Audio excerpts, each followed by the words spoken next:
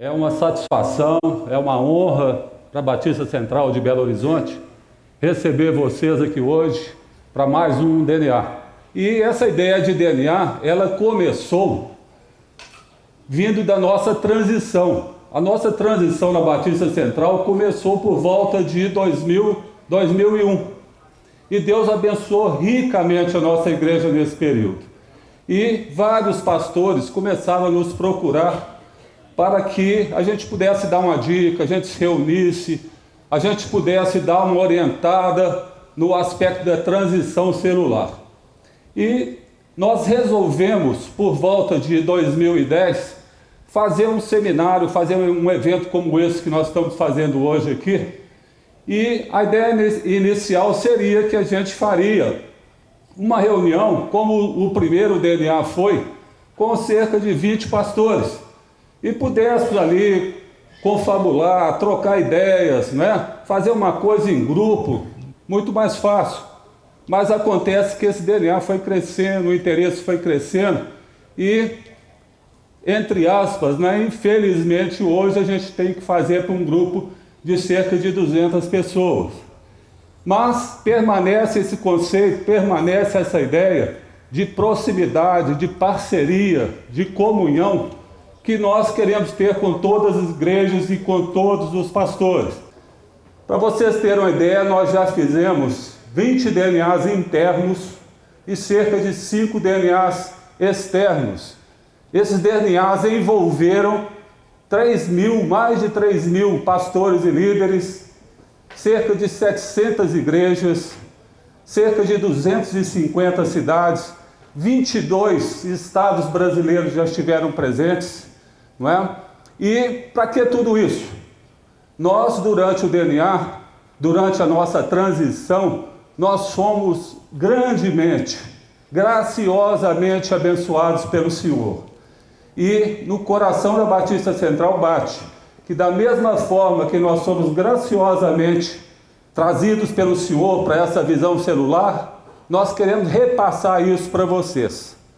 E de que forma? Graciosa também, não é? Porque nada disso nos pertence, tudo isso pertence ao reino de Deus.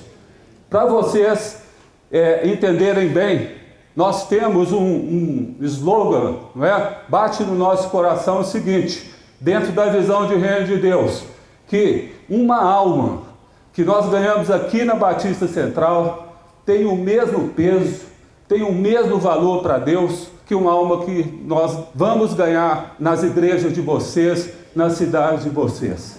E por isso é que nós vamos caminhar juntos, nós vamos caminhar em parceria para fazer uma grande colheita em nome de Jesus.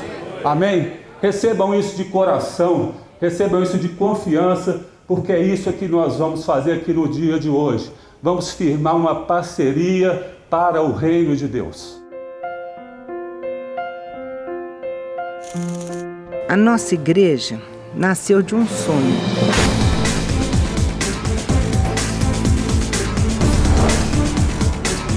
Não tenha medo de ser um líder, não tenha medo de pregar, não tenha medo de ser um adorador.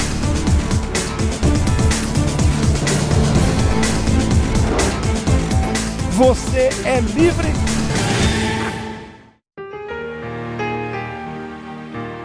Nossa visão só pode ser a mesma de Jesus. Ele viu as multidões perdidas e aflitas e sentiu compaixão. Ainda que ser igreja bíblica, relevante, envolva muitas outras facetas importantes, nosso foco é demonstrar esta mesma compaixão, alcançando e transformando vidas, espalhando esperança. Fundada no ano de 1961 por um grupo de 89 pessoas, a Igreja Batista Central é hoje uma igreja em células que está em contínuo crescimento. Durante toda a semana, as células se reúnem, onde crianças, adolescentes, jovens e adultos convidam pessoas do seu ciclo de convivência para conhecerem o amor de Deus em um ambiente de amizade e adoração. Implementado em 2001, o modelo celular gerou um crescimento exponencial através da ênfase nos relacionamentos. A igreja também se reúne regularmente para as grandes celebrações em suas unidades, com programações especiais que envolvem toda a família. Todos encontram seu espaço para desenvolverem e crescerem no conhecimento de Deus. As atividades da igreja são organizadas em ciclos, de acordo com as 4 estações do ano, cada um deles com objetivos específicos para alcançar o alvo da multiplicação das células. No inverno, se inicia um trabalho intensivo de compartilhar a mensagem da salvação. As vidas alcançadas são integradas na igreja através do discipulado individual, das células e do ensino em sala de aula. O resultado deste trabalho é festejado no batismo, quando centenas de pessoas anunciam publicamente sua fé em Jesus.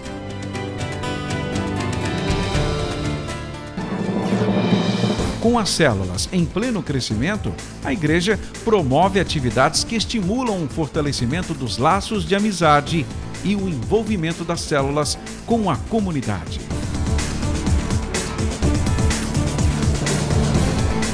O fim do ciclo anual é comemorado por toda a igreja, quando todos se reúnem em uma grande festa de celebração da multiplicação das células e consagração dos novos líderes, discipuladores, coordenadores e pastores. Com os corações cheios de gratidão, a igreja se prepara para viver um novo ciclo das 4 estações. Consciente da importância da palavra de Deus como alicerce para o seu crescimento, a Central busca capacitar seus membros para que cumpram com excelência a sua missão.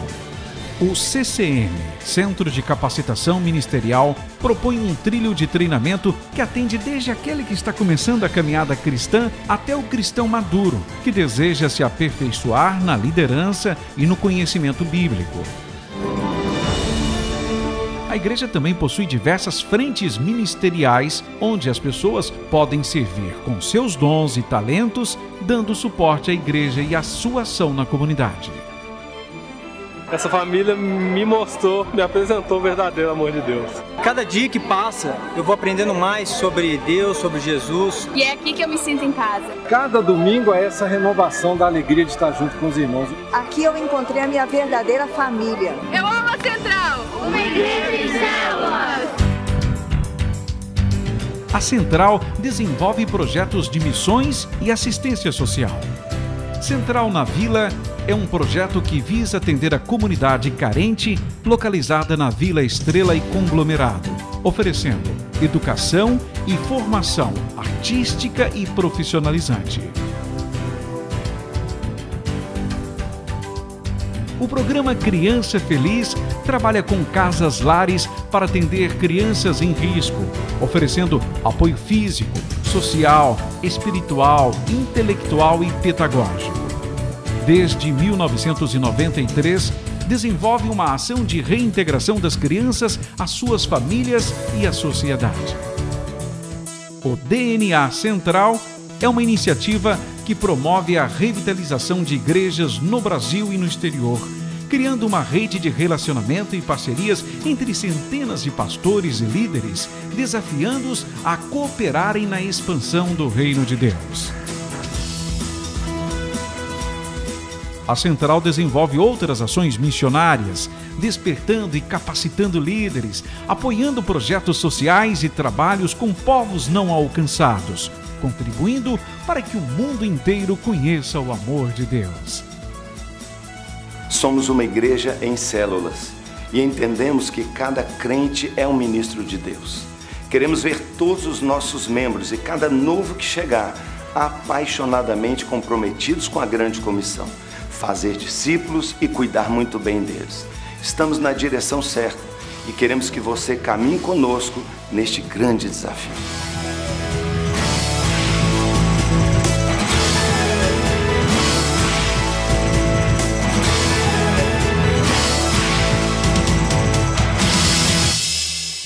Vocês conheceram um pouquinho da nossa igreja, não é? E esse DNA veio exatamente para a gente conforme essa sigla nos fala aí, D de desafiar, N de nutrir e A de apoiar. E nosso objetivo, nosso grande objetivo aqui no dia de hoje é desafiar você, pastor, não é? Para rever seus conceitos, rever a sua forma de atuar, para que a gente, conforme essa primeira palestra vai nos falar aqui, a gente possa se preparar para uma grande colheita e quebrar paradigmas. Meu nome é Wagner Carvalho, não é? Eu coordeno esse programa DNA aqui na Batista Central e, para vocês terem uma ideia, eu me converti aos 46 anos, não é? Então, acho que dá para vocês avaliarem aí que não tem muito tempo, não é? Espero que vocês achem que tem pouquíssimo tempo que eu me converti. E depois dessa conversão, gente, é sério mesmo, me converti com 46 anos. E comecei a ler a Bíblia, comecei a me alimentar da palavra. Minha conversão foi dentro de um pequeno grupo, dentro de uma célula. E a partir desse momento, eu entendi claramente a grande missão que Jesus nos destinou, nós todos, que é fazer discípulos, ganhar almas. E eu me apaixonei por isso, gente. Eu me apaixonei por ganhar almas. Essa igreja colocou no meu coração um desejo, uma vontade de ganhar almas. E eu, com menos de um ano de convertido, eu já era líder de célula. E com pouco menos de 2 anos, eu já estava supervisionando células. E depois coordenando células.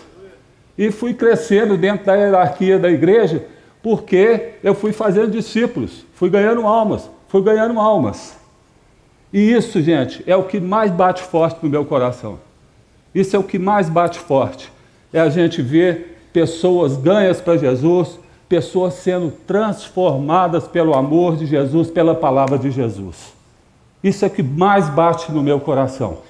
E eu acho que vocês vieram aqui hoje, vocês pastores, vocês líderes de tantas cidades do Brasil, do exterior, eu acho que vocês vieram aqui hoje porque vocês querem algo mais para o ministério de vocês. Eu acho que vocês querem ser mais frutíferos. Vocês querem ganhar mais almas. Eu acho que não tem outro motivo para vocês terem vindo aqui, não é? A gente vai dar material para vocês, a gente vai trocar informações, não é?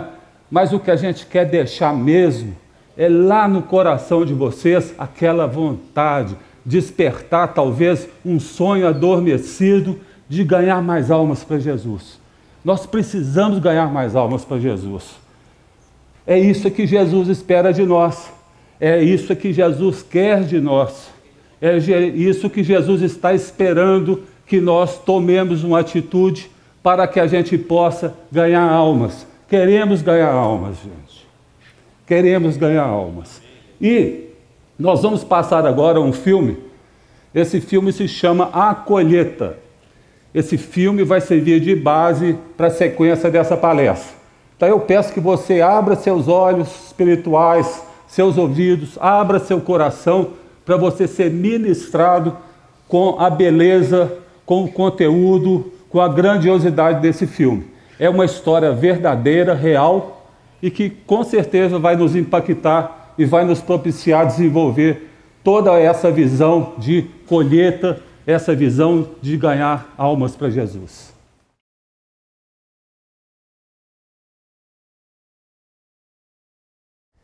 Nós vemos aí que é um filme aí que a gente pode trabalhar bastante, pode extrair muitas ideias aí, muitos conceitos, não é, de como está fazendo essa colheita.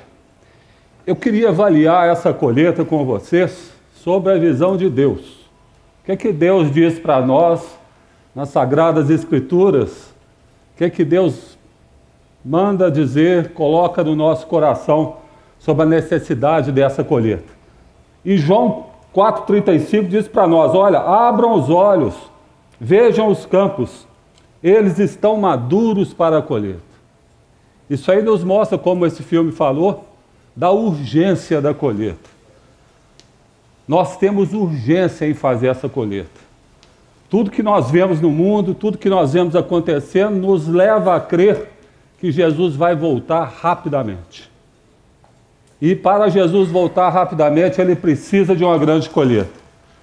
E nós aqui vamos fazer essa grande colheita, e nós devemos estar com o nosso coração, com a nossa mente, com a nossa disposição totalmente preparados para fazer uma grande colheita. Precisamos fazer uma grande colheita.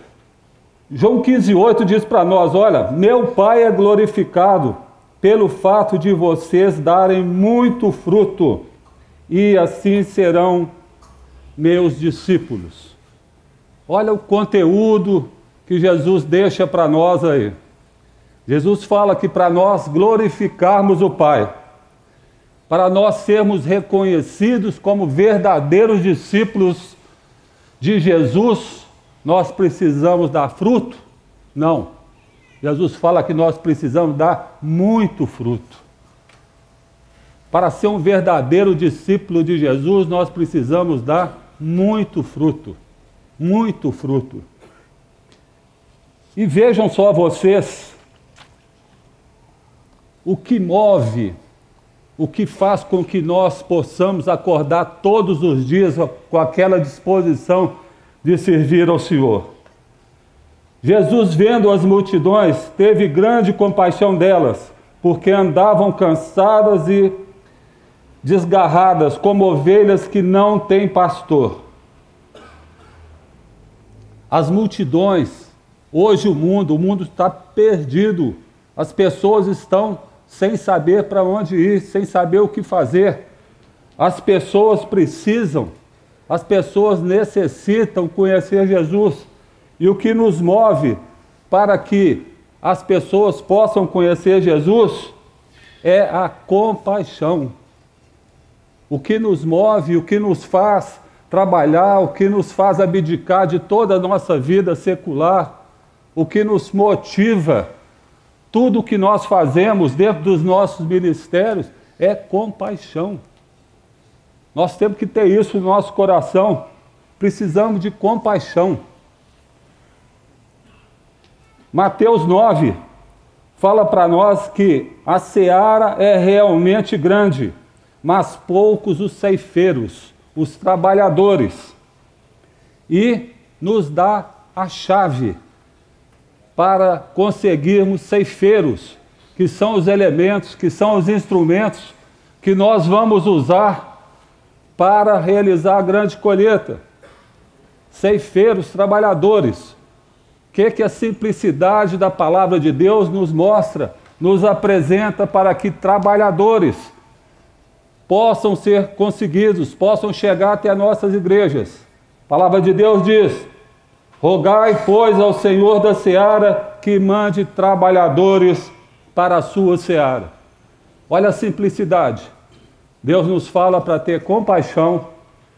Deus nos fala que nós precisamos fazer essa grande colheita, mas que nós não vamos fazer essa grande colheita sozinhos. Nós vamos fazer essa grande colheita com trabalhadores. Vocês viram no filme, quando aquelas grandes colheitadeiras caminhavam juntas, uma a uma, juntas, fazendo a grande colheita? É assim que a gente enxerga as nossas igrejas, trabalhando juntas, caminhando juntas, com a mesma visão, com o mesmo princípio, com o mesmo destino, quer fazer a grande colheita, quer ganhar almas para Jesus. E a palavra de Deus diz aqui: se você precisa de trabalhadores, e nós precisamos, porque não vamos fazer essa colheita sozinho, nós precisamos orar. Rogai ao Senhor da seara para que mande trabalhadores para a sua seara. E não foi de outra forma que aconteceu na nossa igreja. A nossa igreja, antes da transição, tinha 300 pessoas. Hoje nós somos cerca de 8.000. E cerca de 900 células. Temos 1.800 líderes. De onde vieram esses líderes? Vieram da oração que nós fizemos ao Senhor da seara, para que a nossa igreja pudesse fazer uma grande colheita. E eu queria, nesse momento, um momento de fé, um momento onde nós pudéssemos, em duplas aqui, orar ao Senhor da Seara para que mande trabalhadores para as nossas igrejas, para que Ele mande pessoas que nos ajudem a fazer essa grande colheita. Então, queria que você se levantasse e orasse com a pessoa que estiver do seu lado, porque é isso, pela simplicidade da palavra de Deus, que Ele nos fala para que é a forma adequada, que é a forma que Ele definiu para que mais trabalhadores viessem para as nossas igrejas. Vamos orar, levante um clamor ao Senhor, coloque seu coração para o Senhor. Em nome de Jesus, Senhor. Em nome de Jesus. Em nome de Jesus. Podemos assentar, amados?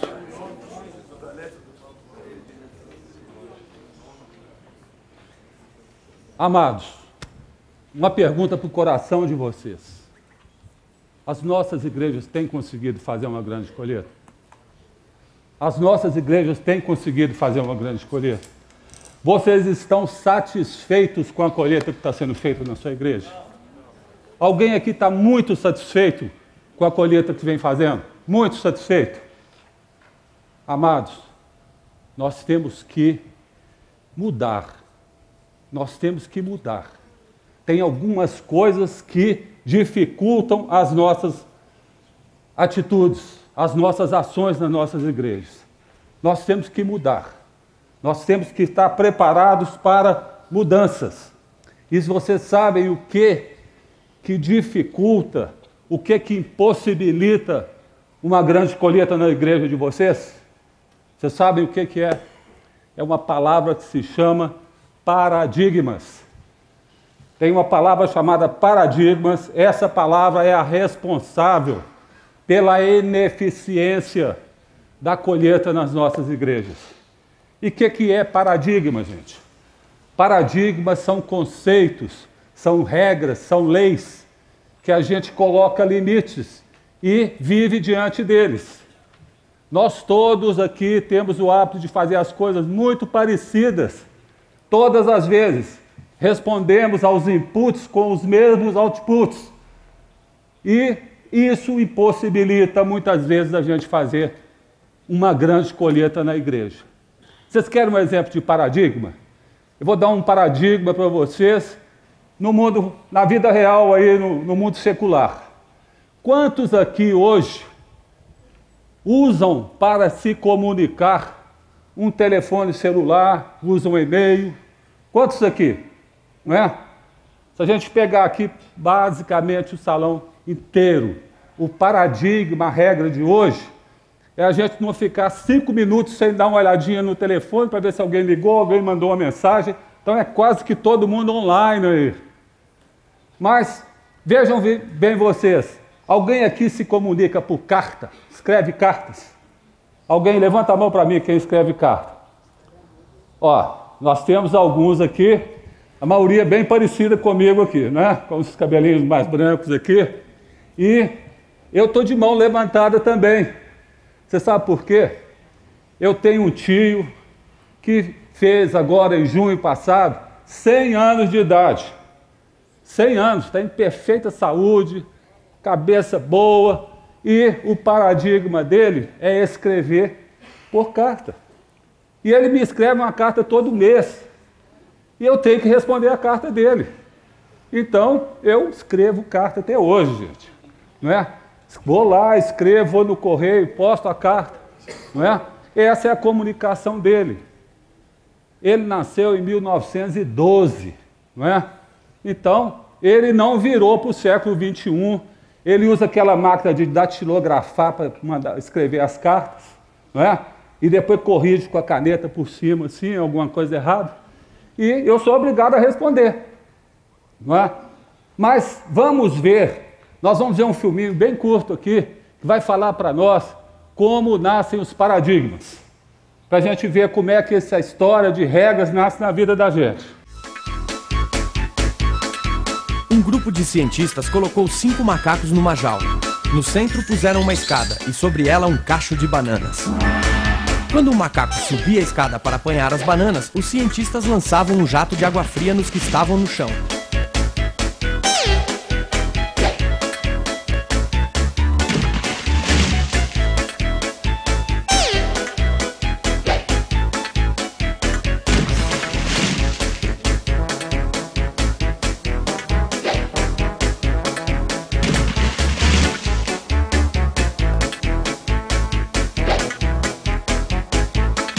Depois de um certo tempo, quando o macaco ia subir a escada, os outros enchiam-no de pancadas.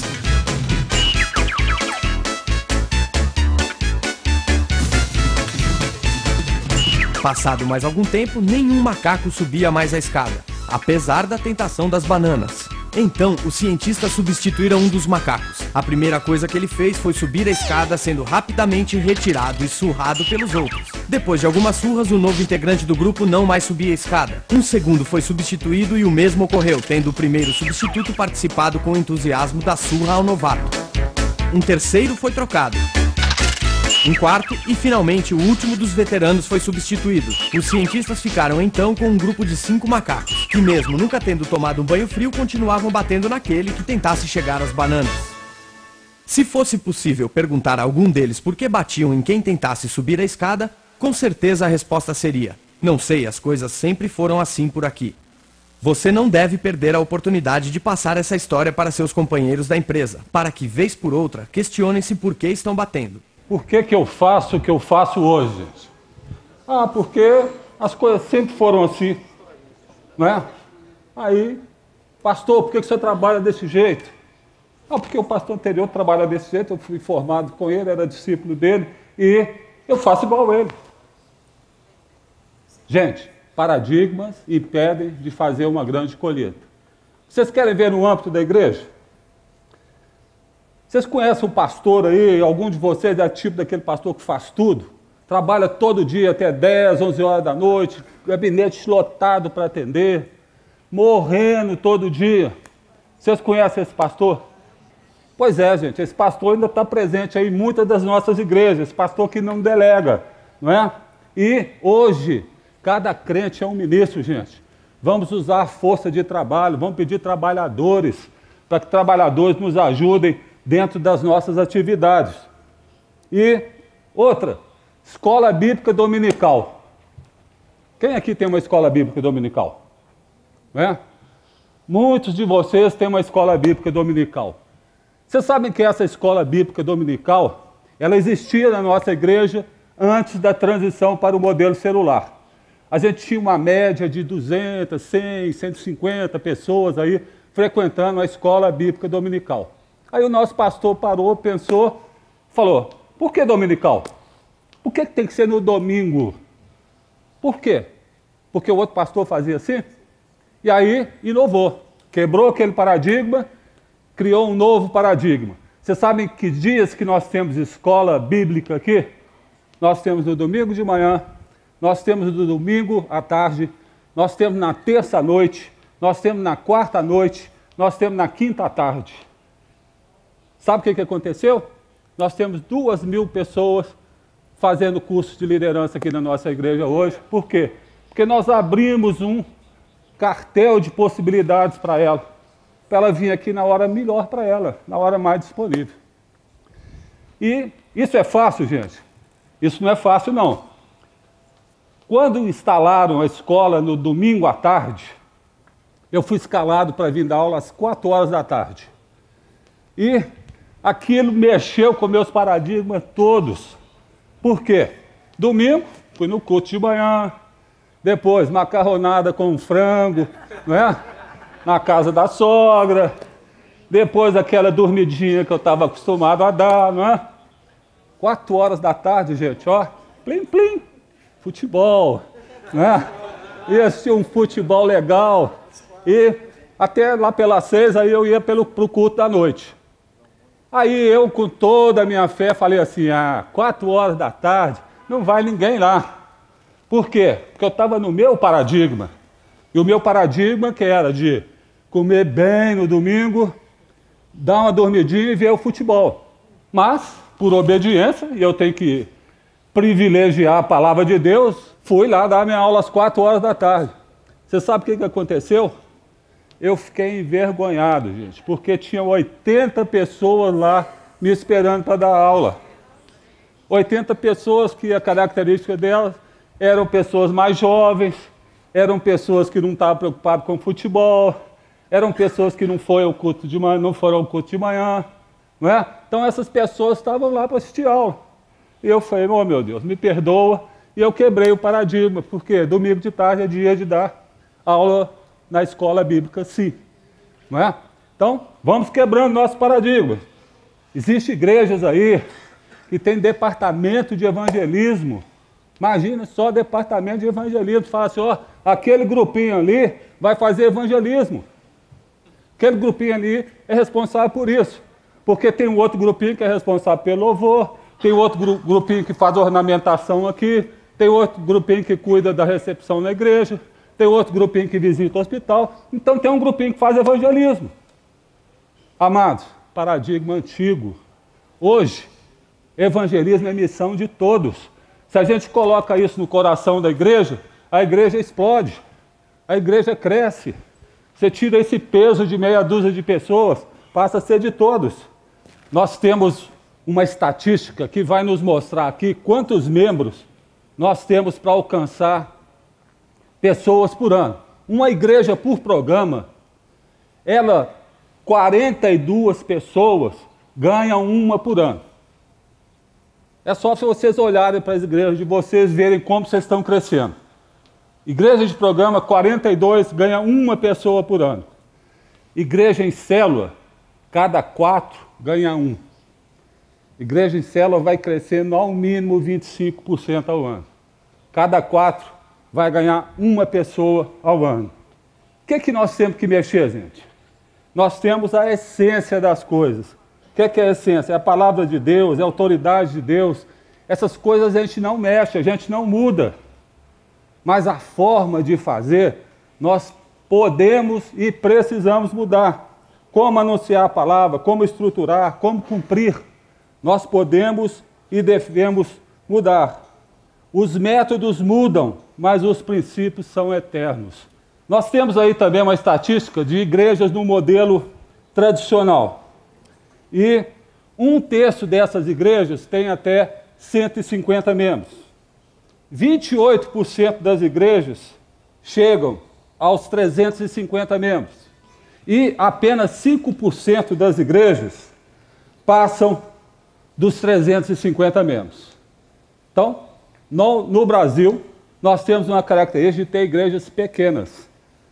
1/3, 50 membros, 1/3, 150 membros, 28% chegam a 350 e só 5% passam desses 350 membros. E eu queria ilustrar com vocês agora o que Jesus pensou a nível de fazer discípulos. Nós temos uma interpretação muito errônea de fazer discípulos. E eu queria fazer uma dinâmica para vocês. Queria estar convidando aqui, nós temos o pastor Pedro, que é lá de Rondônia. Não é? Queria convidar ele para me ajudar nessa dinâmica aqui. E queria também estar convidando o pastor Marcílio, que é lá de Curitiba, para nos ajudar aqui nessa dinâmica. Aqui nós temos um pastor do norte do país, bem do norte do país. Aqui nós temos um pastor do sul, de Curitiba. Os métodos de evangelismo, acredito que sejam bem diferentes. A cultura do Brasil é uma cultura, não é, que é continental. Nós temos grandes extensões de terra. Mas eu queria ver como é que vocês trabalham para fazer discípulos. E Mateus 28 fala para nós que nós devemos ir fazer discípulos de todas as nações. Não é? Então eu queria ver qual de vocês é mais frutífero. Se é no sul ou se é no norte. E o que nós vamos fazer? Vocês vão fazer uma dinâmica que tem a seguinte regra. Eu vou dar uma ordem, vou dar 10 segundos, vocês vão colocar a mão no ombro da pessoa e falar com ela. Ide fazer discípulos em nome de Jesus.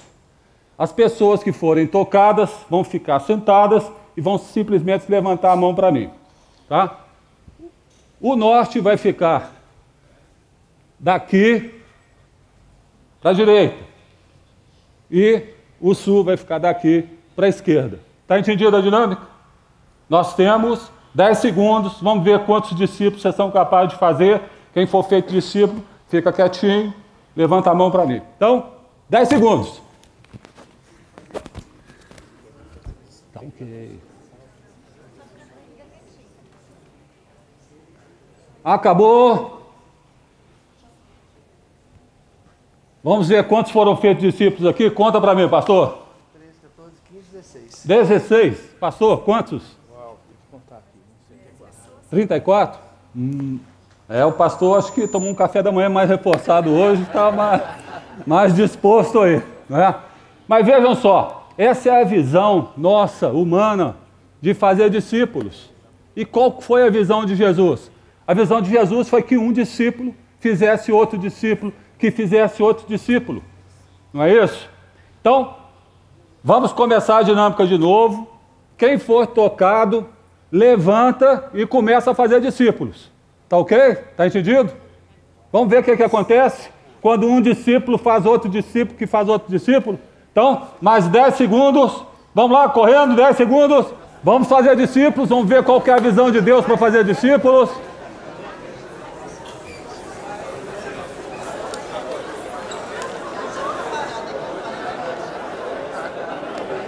Acabou. Quem foi feito discípulo aqui? Quem? Quase todos, ou praticamente todos foram feitos discípulos. Muito obrigado, pastor. Essa é a visão de Deus, para que nós possamos fazer discípulos e mais discípulos, que as nossas igrejas tenham trabalhadores e mais trabalhadores. Se nós raciocinarmos assim, que nós vamos preparar um discípulo, que vai fazer outro discípulo, que vai fazer outro discípulo, nós vamos ter uma multidão de trabalhadores e discípulos nos ajudando. Eu queria que você levasse essa dinâmica, essa mensagem dentro do seu coração. E agora, pastor? O que precisa mudar? Quem precisa mudar? Quem precisa mudar? Quem? Eu? Pastor, você precisa mudar. Você precisa quebrar seus paradigmas. Você tem que incluir na sua vida ministerial novos conceitos, novos paradigmas, nova forma de fazer as coisas. Você sabe por quê? Porque nós também não estamos satisfeitos com a colheita que nós temos feito. Nós não estamos. Os nossos ministérios às vezes parecem secos. Os nossos ministérios parecem improdutivos. Nós precisamos multiplicar. Nós precisamos fazer uma grande colheita. Nós precisamos frutificar. Coloque isso no seu coração. Se abra para poder fazer mudanças. Se abra para trabalhar de uma forma diferente. Se abra para poder ter trabalhadores com vocês. Se abra para criar, para desenvolver, para nutrir, para capacitar milhares de trabalhadores e discípulos que vão te ajudar. Se você fizer isso, você vai participar dessa grande colheita. Se você se abrir, você vai participar dessa grande colheita. E as palestras que vocês vão ver na sequência, elas vão te mostrar uma visão celular, elas vão te falar como fazer uma transição e vão te falar como formar uma escola de líderes. Você precisa mudar. O nosso conceito de DNA que a gente passa para vocês é totalmente aberto.